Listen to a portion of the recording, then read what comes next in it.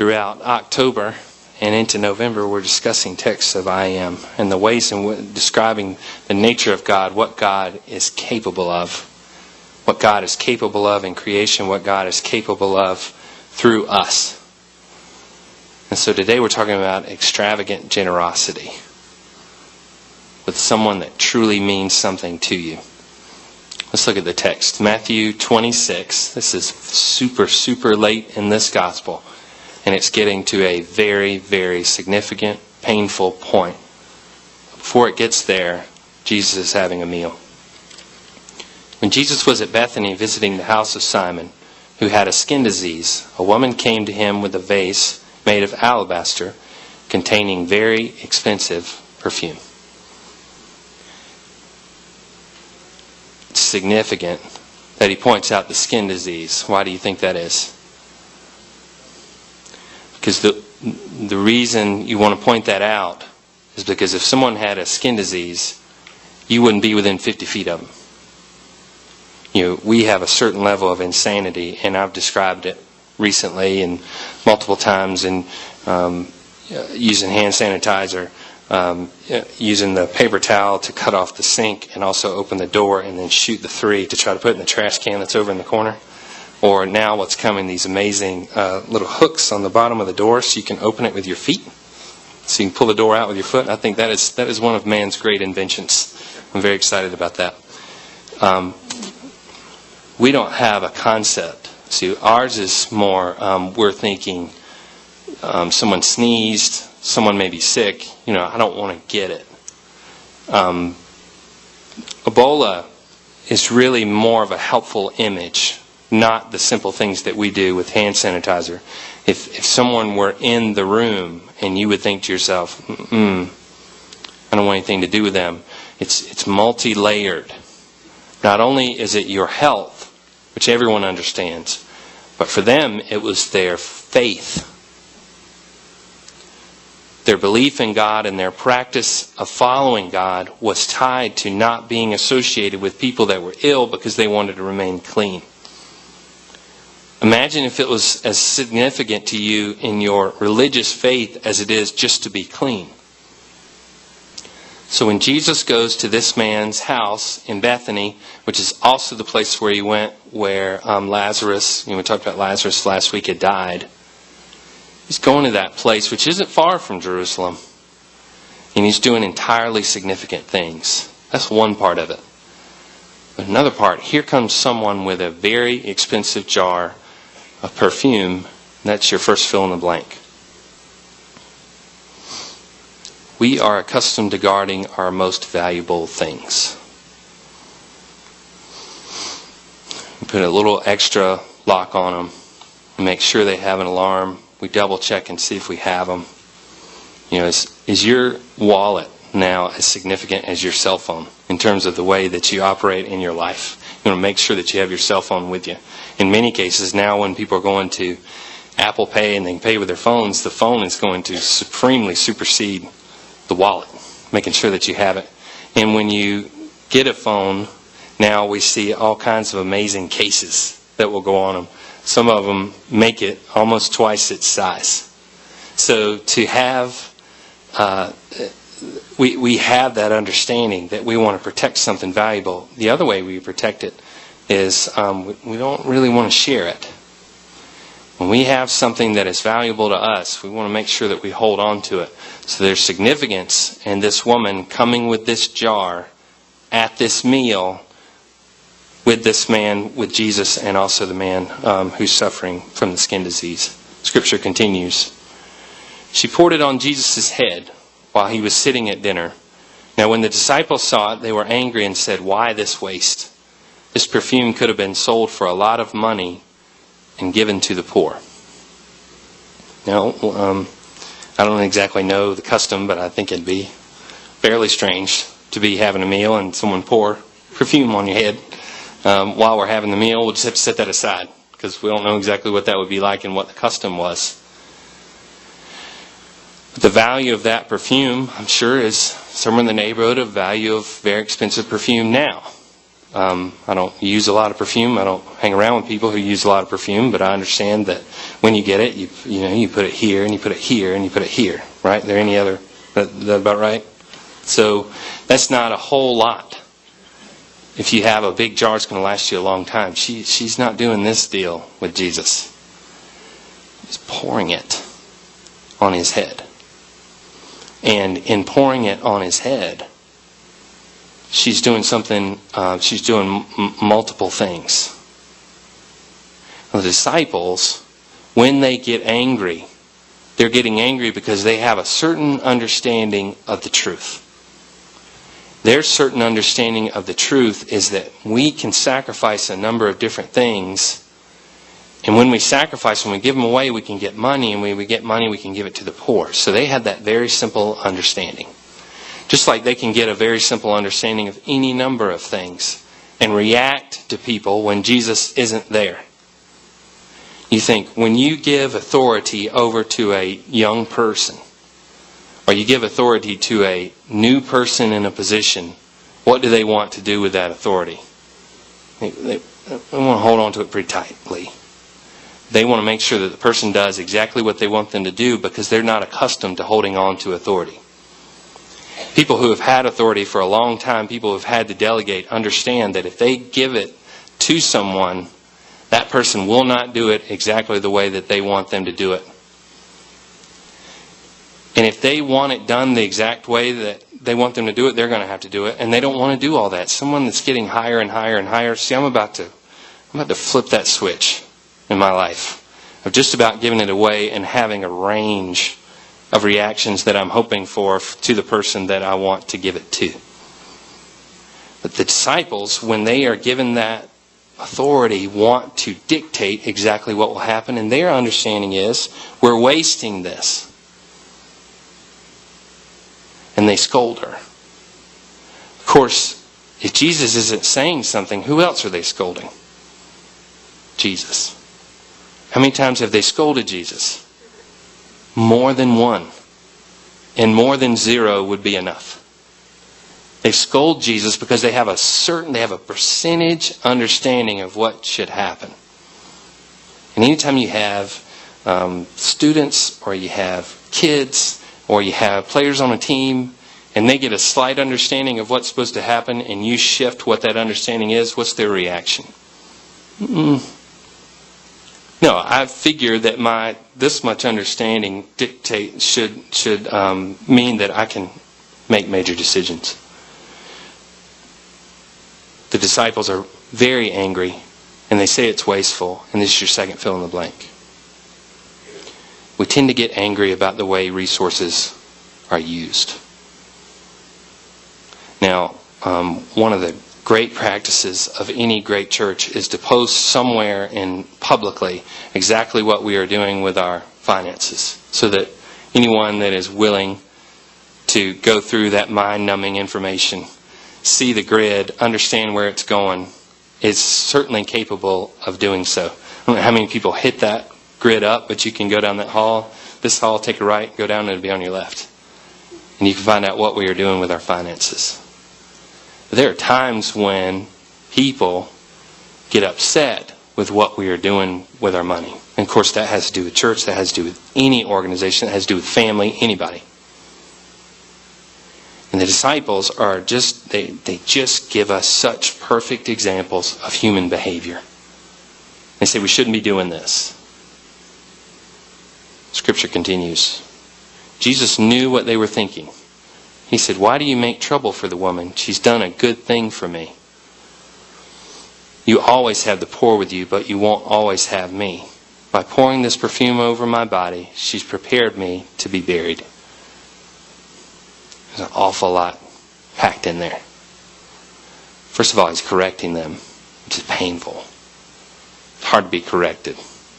Peter's the one, obviously, that's corrected the most. Of course, the reason he's corrected the most is because he gets out there the most. He tries the hardest. He says the most. So he's going to get out there in front of it. He's going to get corrected. He says, "Why are you giving this woman a hard time? You will always have the poor with you." That is a hard, in the wrong hands, That is a dangerous line. There's a concept that we learned in seminary, which we all do, even ministers do it sometimes when it gets away from us. It's called proof texting. It's when we have an idea in mind already and we go in the Bible looking for it. And if we go in the Bible looking for it and we get specific enough, we can find a text that suits exactly what we want. So I could use that little line and say, look, we give an awful lot of money to missions. I could use a little bit. And see, this text here says that you're always going to have the poor with you, but I think you ought to give it to me. Is that helpful? Is that accurate? Not in the slightest. What he's saying is for that specific case, he's saying the poor will always be with you, and he has said over and over again that they should help the poor, and not only has he said it, he's lived it. He's gone and helped the poor over and over again. But in this specific case, he's making it a much higher level. He's saying, she is preparing me for my burial. So in Matthew 26, it's near the end of the story. He's in a place where he is about to go to Jerusalem, which is just over the hill, say things that people don't want to hear, be taken in front of a court, charged, seen as guilty, and crucified. What do you remember about that Friday? Good Friday. There's no time. And in their faith tradition, when the sun goes down on Friday, that's it. There's no more doing anything until the next day. And so you remember, if you look at the gospel story and you see those people had to rush, and when on Easter Sunday we read a text where the women come and they want to have a proper burial for him because they didn't have the opportunity because they were so rushed because of the sun going down. In this particular case, this woman is preparing him before he even goes. She is being very extravagantly generous with him, making sure that he understands what she means to him. Now, as strange as it is for us, for that to be poured over the head, to hear a somewhat weird thing that the poor will always be with you, the point of it is that a woman took something very significant to her and gave it to him in both a literal and symbolic way to prepare him for where he was to go. Let's look at the last part of the text. I tell you the truth that wherever in the whole world this good news is announced, what she's done will be told in memory of her. So if I said, what are some of your recent memories of flying? I bet you come up with a story of a hassle.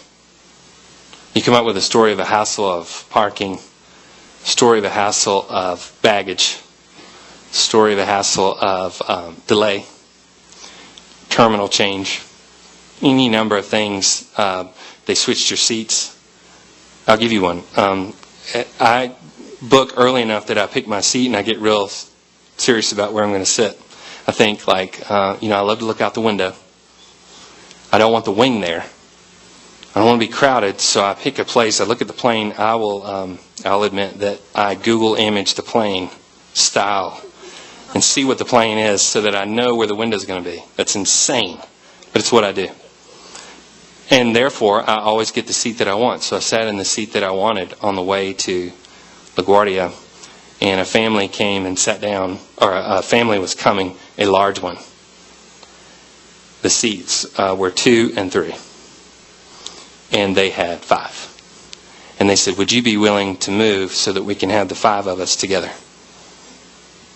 So 4 months ago, I researched what that plane was, found the window and all that. And I'm thinking, yeah, I'll do that.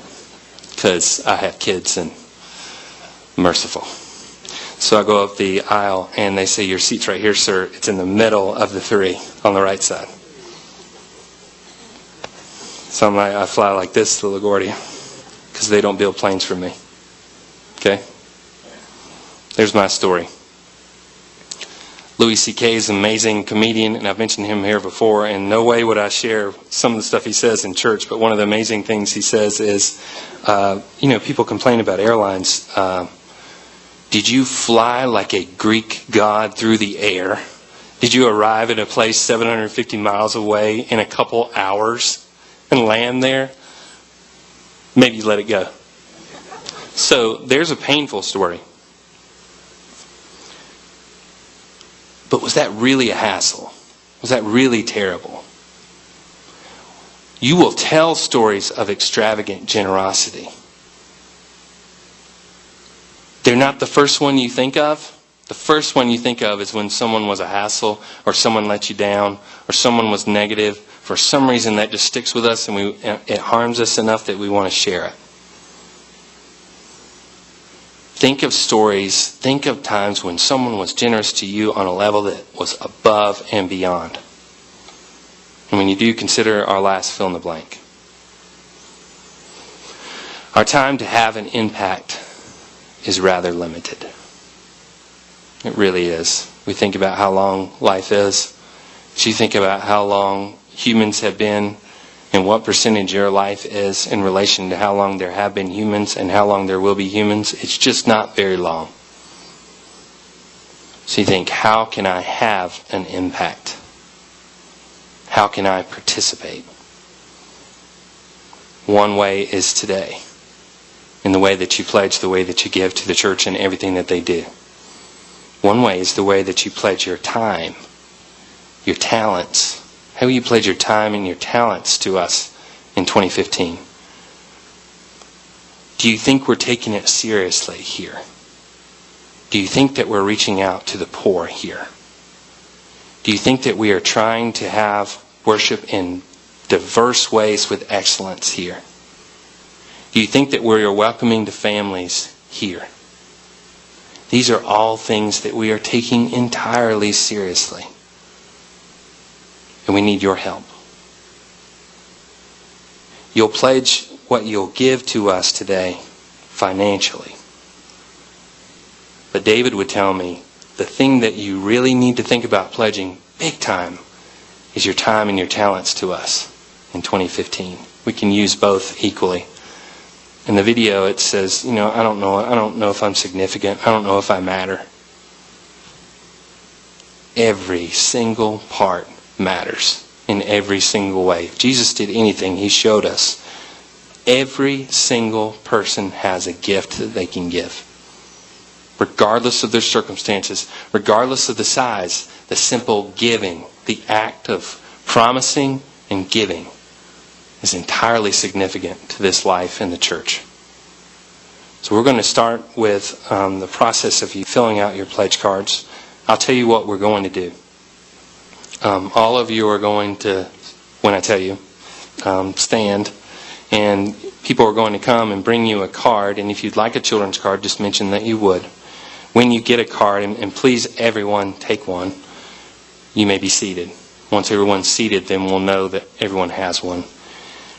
If it is your practice to pledge, and if you know what you want to pledge, we hope that you'll take time and fill it out and bring it right here.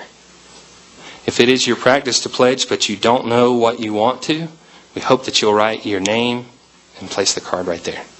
If it is not your practice to pledge in the slightest, and you simply give, we still hope that you'll write your name on the card and do what?